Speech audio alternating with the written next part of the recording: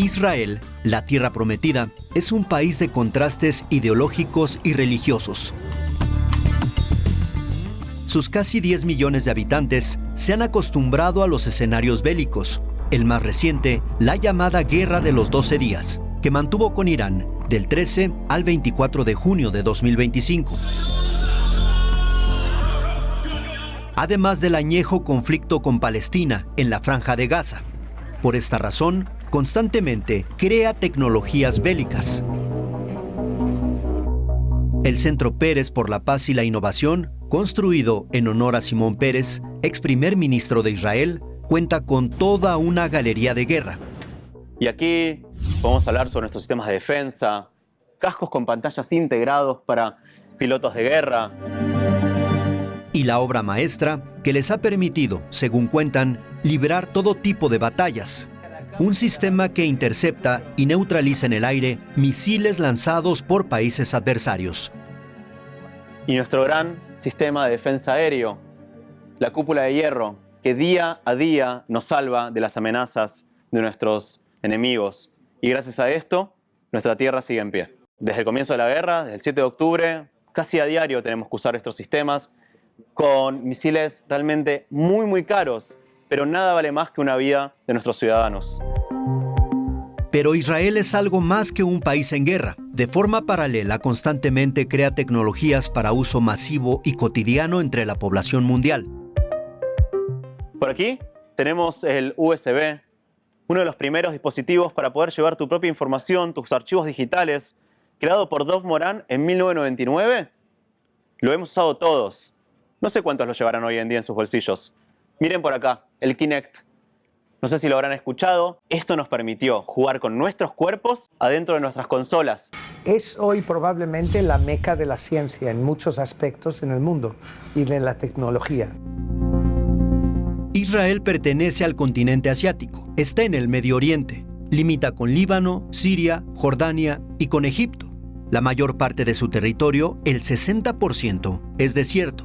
Cuenta con una franja de apenas 270 kilómetros de costa, perteneciente al mar Mediterráneo.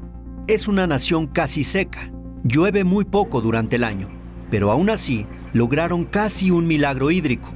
Crearon toda una estrategia que convirtió al país en una potencia del agua, incluso para exportar el líquido.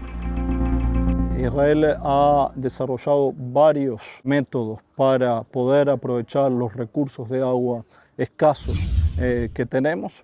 En otra época, por ejemplo, el acueducto nacional que llevaba agua desde el mar de Galilea, que a pesar de su nombre en realidad es un lago de agua dulce y lo distribuía por todo el país. Uno de los desafíos que hemos tenido en esta zona, mucho antes incluso de la creación del moderno Estado de Israel, ha sido el tema del suministro de agua. Pero ¿cómo lo hacen? Todo inicia aquí, en los 270 kilómetros de costa que tienen del mar Mediterráneo. Extraen el agua de sus playas y cuentan con 5 plantas desalinizadoras.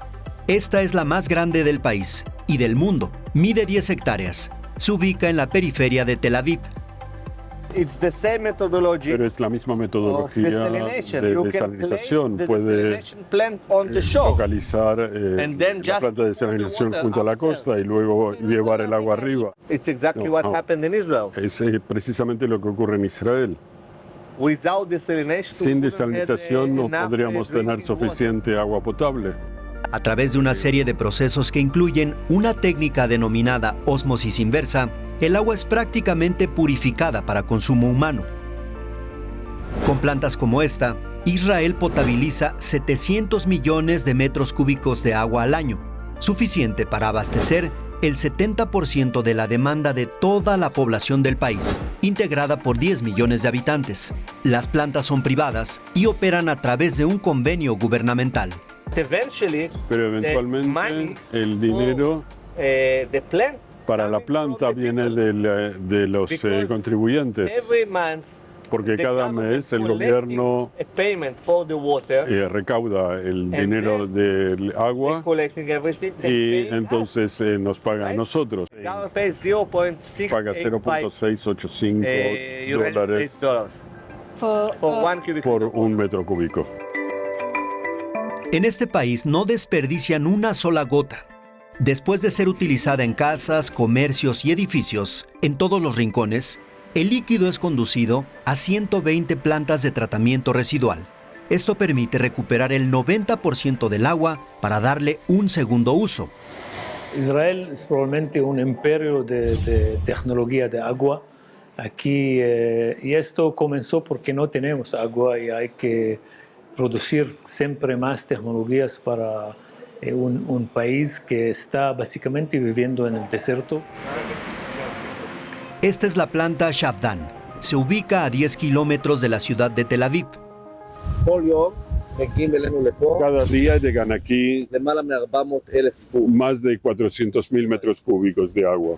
La tecnología es una tecnología que es conocida en el mundo, pero esta planta es una de las más grandes en el mundo. Las plantas cuentan con tanques de sedimentación y separación de residuos. Un proceso que ha permitido a los israelíes no solo salir de la crisis hídrica, sino además ahora convertirse en una potencia en esta materia. El agua servida o residual recorre hasta 135 kilómetros por los drenajes desde las zonas urbanas.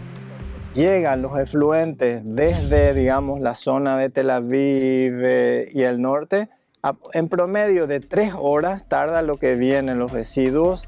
Hay plantas para recuperar el agua que fueron construidas incluso en medio del desierto de Judea, como esta, que será ampliada a través del proyecto Kidron. Y los efluentes van al reservorio que se ve allá atrás. Y de ahí sale el agua. Y de ahí sale el agua.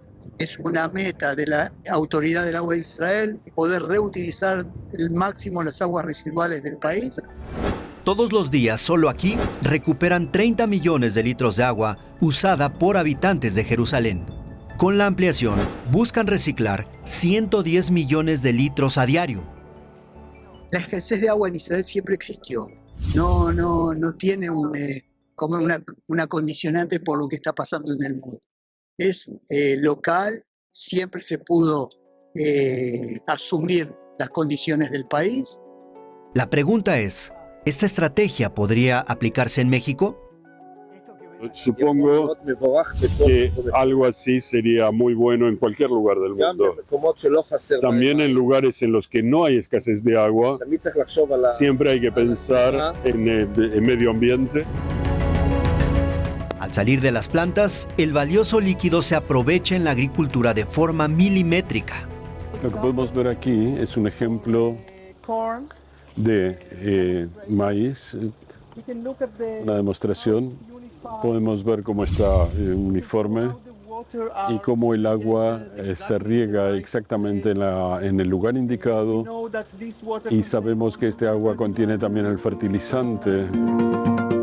En 1959, Israel creó un sistema de riego por goteo que al paso de los años perfeccionó.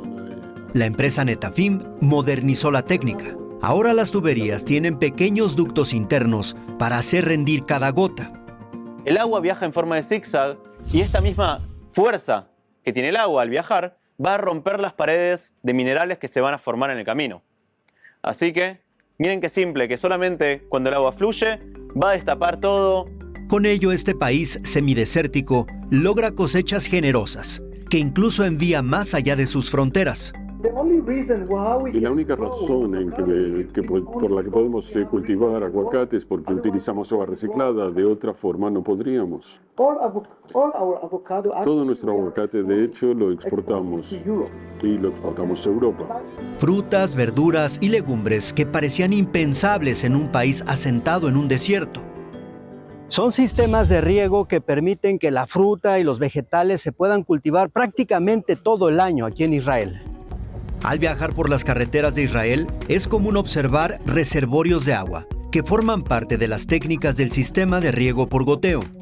Para regar los campos, nosotros construimos este tipo de reservorios. Estos reservorios son, de hecho, un cuerpo de agua a través del cual se puede gestionar el suministro de agua para agricultores.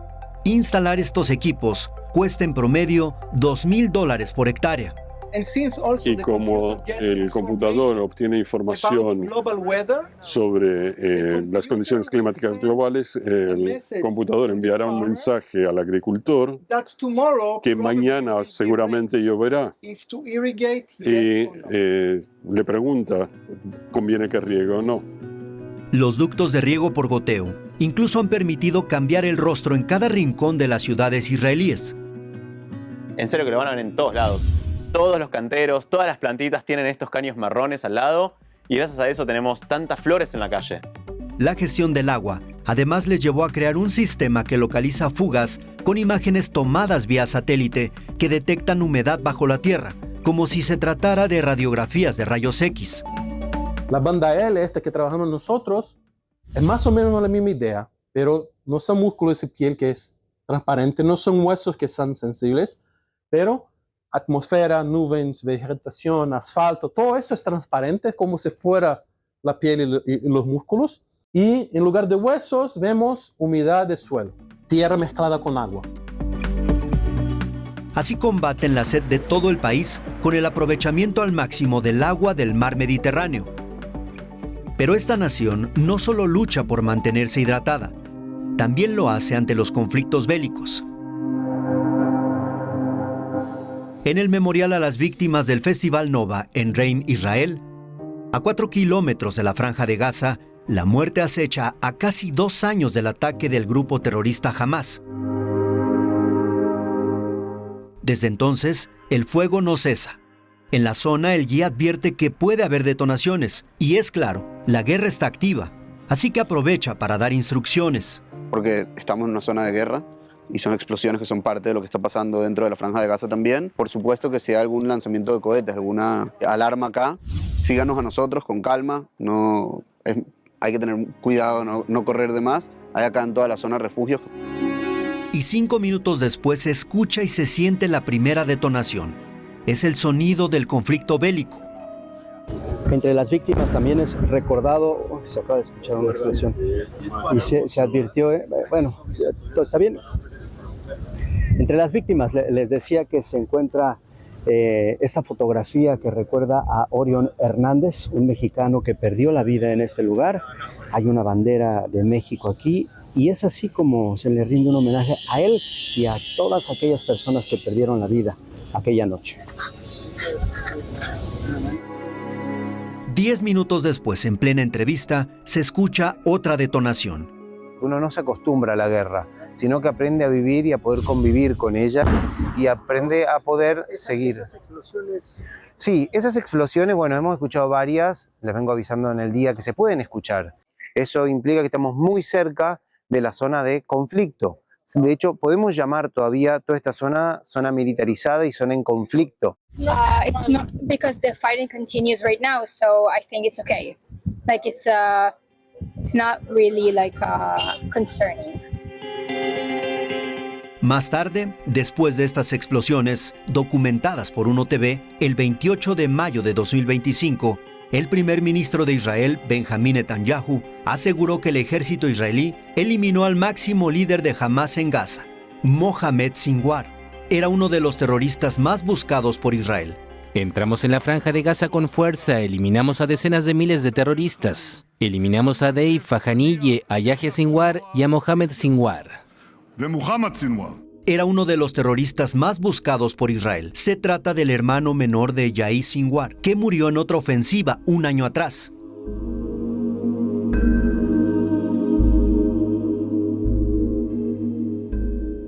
En medio de esto, las heridas por el ataque al festival musical Nova no cierran. Así ingresaron los militares israelíes aquella mañana del 7 de octubre de 2023 para iniciar el recuento de daños tras el ataque de Hamás. Esta era el área de Bar. En el memorial, ahora hay una réplica. Este es otro sitio emblemático, es un bar en donde murieron por lo menos 17 personas, entre trabajadores y personas también que habían asistido a esta fiesta aquel 7 de octubre. Aquí mismo, los primeros en llegar, militares, policías, rescatistas, hallaron los 17 cuerpos de las víctimas de aquella trágica noche.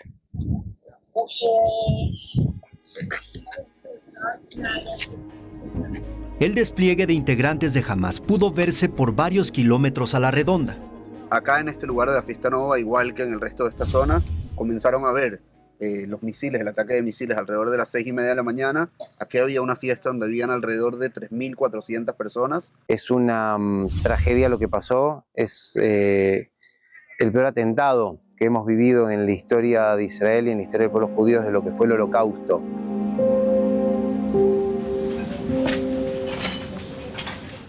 Aproximadamente a 1 kilómetro se encuentra el kibutz Nir Oz, una aldea comunitaria que también fue atacada. Martín Filgenstein sobrevivió a la incursión terrorista. Vinieron e hicieron lo que podemos ver, quemaron las casas por donde iban pasando, fueron quemando. De aquel lado de este barrio todas las casas están quemadas y asesinaron a todos los que se encontraban en estas casas. En este barrio donde nosotros estamos fue donde encontramos el mayor número de gente asesinada. En este kibutz había familias enteras, niños que no sobrevivieron. Casas que formaban parte de una especie de paraíso se redujeron a escombros. Esta es una de las historias más emblemáticas de aquel ataque, el caso de la familia Vivas, en donde la familia completa fue secuestrada por los terroristas. Los 2 pequeños fueron asesinados junto con su madre. El padre de familia como tal, fue liberado meses después. Sin embargo, no pudo volverse a reencontrar con sus pequeños y con su esposa. El 7 de octubre de 2023, el ataque de Hamás dejó 1.200 muertos. Hubo 250 personas secuestradas. 40 perdieron la vida. Actualmente 58 siguen retenidos en manos de los terroristas. El resto fueron liberados.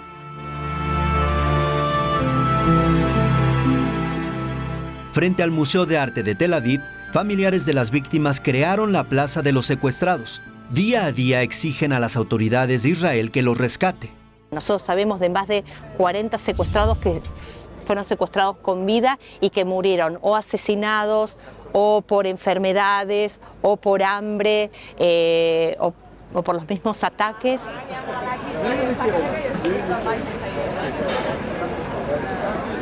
Acá tenemos los rostros de las víctimas. Van a ver que en este cartel los que están con el corazón rojo escrito quiere decir que han regresado en la última negociación, en la negociación de enero y febrero. Si vemos un corazón roto, que aquí por ejemplo tenemos un corazón roto, es que regresó el secuestrado, pero regresó muerto. Y las fotos que tenemos, por ejemplo, Guy Luz, es un muchacho que sabemos que está muerto, pero aún no regresado.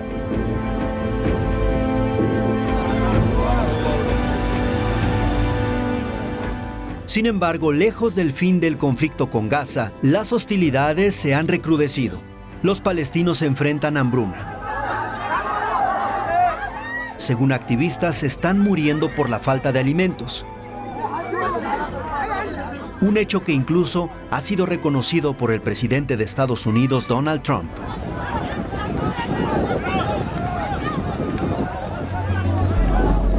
Por eso en Tierra Santa esta es una escena muy común en las calles.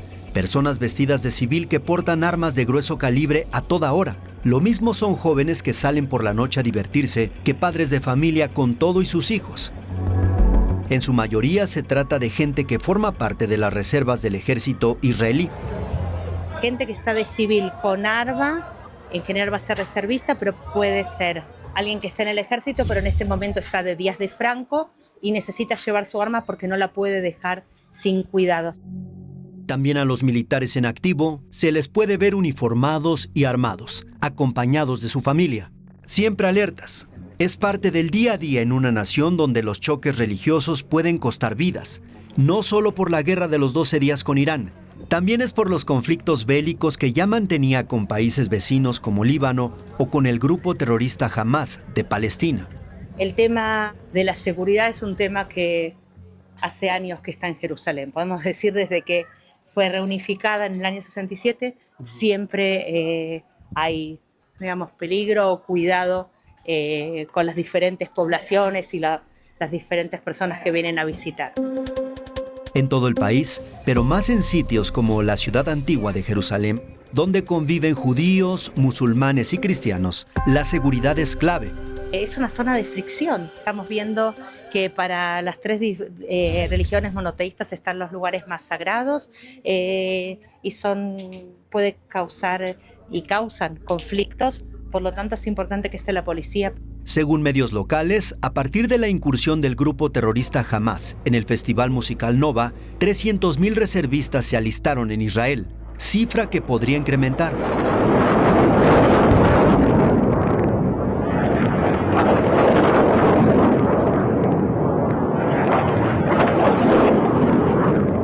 La guerra de los 12 días fue iniciada por Israel cuando decidió lanzar un ataque preventivo contra instalaciones nucleares de Irán, bajo la operación denominada León Naciente.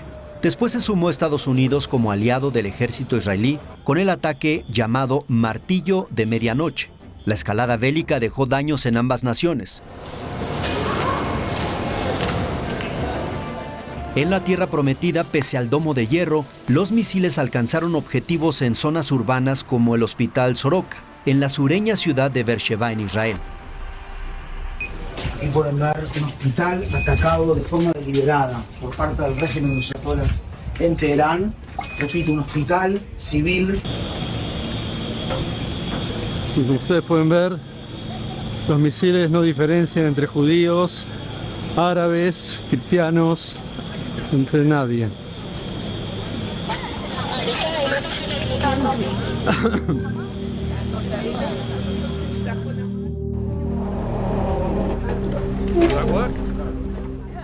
Los proyectiles impactaron incluso en inmuebles habitacionales en Tel Aviv.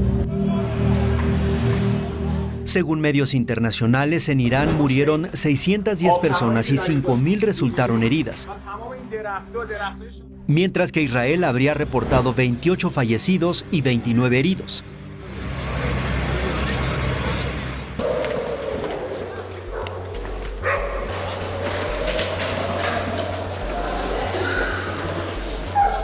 Para salvar la vida, los refugios antimisiles fueron indispensables. La mayoría de los inmuebles en Israel cuenta con estos espacios, también denominados cuartos antibombas. Esto parece una recámara más dentro de una casa, pero en realidad es un sitio blindado.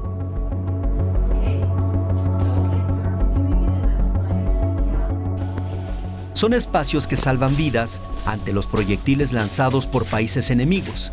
En uno de ellos, dentro del sótano, ha logrado sobrevivir Ian.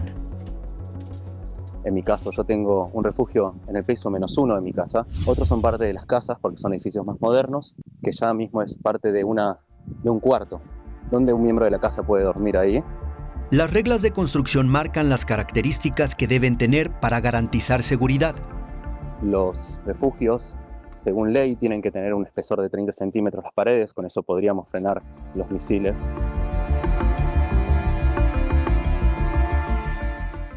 Cuando inició el cruce de fuego con Irán, las familias que no tienen cuarto de seguridad en casa dormían en refugios comunitarios habilitados con enseres. A estos sitios puede acudir cualquier persona que se encuentre cerca, cuando suena la alerta de ataque. Muchas veces no tenemos señal con el teléfono, no tenemos internet, así que la gente lleva una radio para poder escuchar lo que está sucediendo, hasta que el gobierno nos puede decir que ya está liberado de amenazas. En los kibbutz o aldeas fuera de las urbes, a las casas antiguas les agregaron estos cuartos cuando inició la guerra con el grupo terrorista Hamas de Palestina. Y cuando empezó esta amenaza de misiles fue cuando empezaron a agregar en cada casa una habitación así para poder refugiarse. Los cuartos blindados también se encuentran en espacios públicos.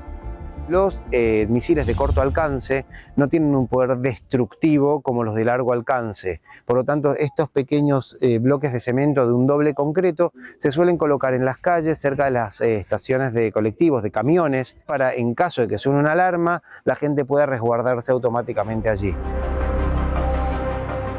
Ya sea en las calles o dentro de los inmuebles, los cuartos antibombas son espacios cada vez más concurridos ante las hostilidades bélicas.